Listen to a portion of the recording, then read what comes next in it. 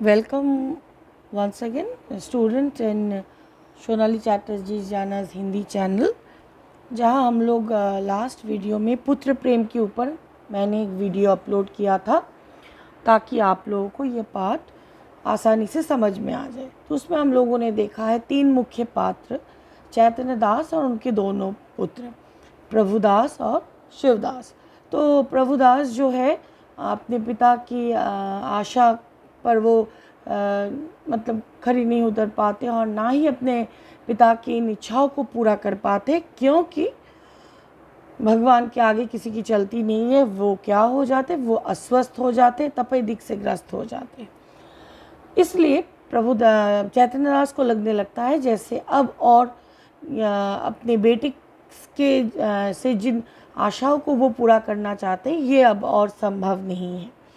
अंततः तो उन्हें लगने लगता है कि इटली भेजना, 3000 खर्च करना, ये सभी बातें जो है अब मानो मतलब उनके लिए ये सारी चीज़ें जो है संदिग्ध फल है, और ये संदिग्ध फल के लिए 3000 का खर्च उठाना उन्हें बुद्धिमत्ता के प्रतिकूल लगा। देखो यही यहाँ पे मैंने उसको ब्रैकेट भी कर दिया है ताकि तुम लोग इसको याद रख सको। तो चैतन्य दास को डॉक्टर के कहने पर उन्हें इटली भेजना और 3000 का खर्च जो है उन्हें संदिग्ध फल लगने लगा, और अंततः वो जो है सोच बैठते कि नहीं, ये कार्य वो नहीं करेंगे और ना ही अपने पुत्र को इटली भेजेंगे। लेकिन उस घर में पिता, छोटा भाई, इसको छोड़कर माँ का हृदय हमेशा ही अपने बच्चों के लिए तड़पता है। माँ जो है अपने पति के खिलाफ खड़ी हो जाती है, और माँ जो है तपेश्वरी, यहाँ माँ का नाम है तपेश्वरी, और माँ कह बैठती है कि नहीं, अपने बेटे मतलब बेटे के हक को दिलाने के लिए उसके हिस्से का जो हक है उसी से, अर्थात जायदाद काफ़ी है चैतन्य दास के पास, अमीर है, धनाढ्य है, वकील है पेशे से, ये सारे शब्द तुम लोगों को याद रखने हैं।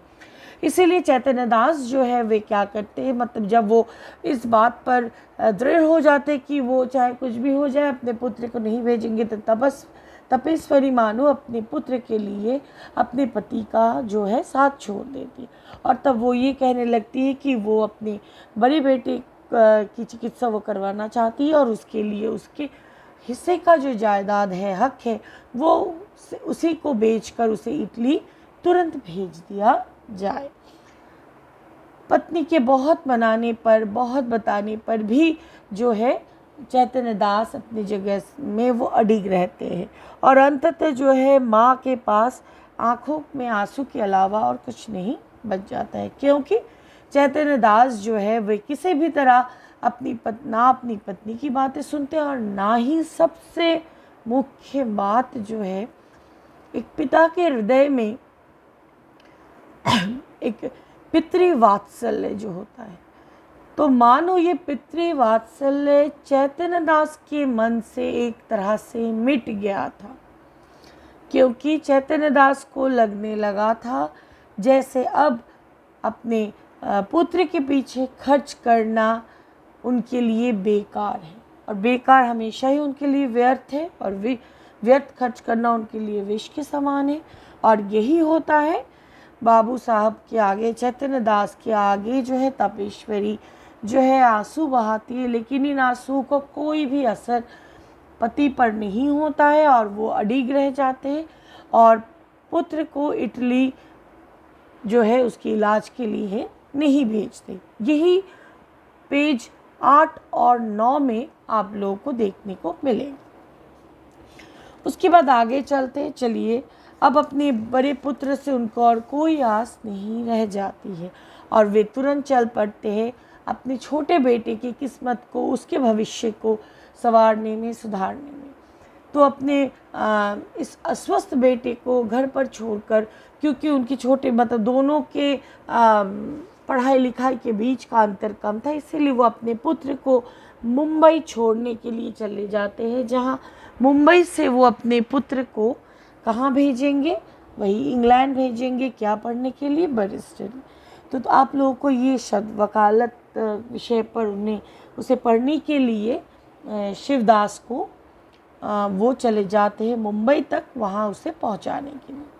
लेकिन किस्मत का खेल देखो, वो अपने एक पुत्र के नसीब को संवारने जाते हैं तो दूसरे पुत्र का नसीब जो है उसका साथ छोड़ देता है, अर्थात अंततः जो है प्रभुदास की मृत्यु हो जाती है। ठीक है, और प्रभुदास जो है उसकी जीवन लीला समाप्त जो है उनके आते ही कुछ ही दिनों में प्रभु या पृथ्वी मतलब इस धरती को छोड़कर प्रभुदास को हमेशा के लिए स्वर्ग की ओर जाना पड़ता, अर्थात उनकी मृत्यु हो जाती है। ठीक है, इसका मतलब अपने छोटे बेटे के भविष्य का निर्माण वो करते हैं अपने बड़े बेटे के मृत्यु शैया पर। ठीक है, तो जब वो लौट आते हैं, लौटने के कुछ ही दिन उपरांत जो है प्रभुदास इस बीमारी से ग्रसित होकर अंततः वो अपने आप से नहीं लड़ सकते, इस बीमारी से नहीं लड़ पाते और अंततः उसकी मृत्यु हो जाती है। ठीक है, तो ये अत्यंत दुखद इस पाठ का विषय है, जहाँ एक पिता की कठोरता, तो हम लोग इसमें क्या देखेंगे, पिता की कठोरता के कारण एक पुत्र को इस संसार को छोड़ना पड़ता है। क्यों? उनके पास कठोरता किस विषय में? अर्थशास्त्र के ज्ञाता व्यर्थ को विष के समान मानते थे, और जब उन्होंने देखा कि अब और खर्च करना बेकार है, वो व्यर्थ है, वो तुरंत जो है पत्नी के इतने कहने पर भी वो नहीं करते, और अंततः उनकी पत्नी जो है वो क्या करती है, हार मान जाती। अब मृत्यु होने पर अंततः अपने पुत्र को लेकर वो शमशान की ओर चल पड़ते। शमशान का नाम मणिकर्णिका घाट। मणिकर्णिका घाट में प्रभुदास की जो है मृत्यु के पश्चात अंतिम संस्कार, अंतिम क्रियाकर्म के लिए प्रभुदास को उसके पिता मणिकर्णिका घाट, जो अत्यंत प्रसिद्ध एक घाट है, शमशान स्थल है, जहाँ लोगों को मृत्यु के पश्चात ले लिया जाता है, वही वो लेकर जाती है अपने पुत्र को। लेकिन एक आश्चर्यचकित और अवाक दृश्य उनके सामने आता है जब वो शमशान पहुँचते हैं, या पुत्र के क्रियाक्रम के करने के बाद वो अत्यंत दुखी और संतप्त हृदय से जब वहाँ वो बैठे हुए थे, तब वो एक आश्चर्यचकित घटना को देखते। क्या है? कुछ लोग बाजा बजाते हुए, ढोल बजाते हुए, बहुत सारे लोग एक और शव को लेकर आ रहे हैं। ये एक वृद्ध व्यक्ति का शव था, वो जो जिनकी अंत्येष्टि संस्कार के लिए यहाँ मतलब अंततः शमशान में उनके क्रियाक्रम के लिए उन्हें लाया जा रहा था, और उनका पुत्र जो है उन्हें लेकर आया था।